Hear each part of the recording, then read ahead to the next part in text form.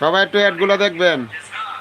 ঠিক আছে, আপনি যে বলছেন আসলে হয়তো মানুষে যেরকম আপনার একটা চ্যানেল চালাচ্ছেন, হয়তো টেনশনটা এরকম আছে। হ্যাঁ, এই চ্যানেলটা এত পরিশ্রম করার পরেও, হ্যাঁ, কবে এই চ্যানেলটা মনি করব, কোম্পানি আমাকে কবে মনি দিবে, এই একটা টেনশন থাকে সবারই।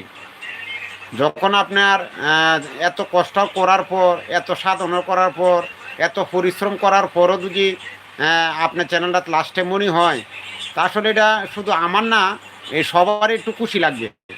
হ্যাঁ, হয়তো টাকা টাকা ইনকাম করা এটা বড় কিছু না, অনেক পরিশ্রম করার পরে যে চ্যানেলটা হয়তো মনি করতে পারছি, তাই আল্লাহ তালা আমার দিকে একটু মুখ তুলে থাকাইছে।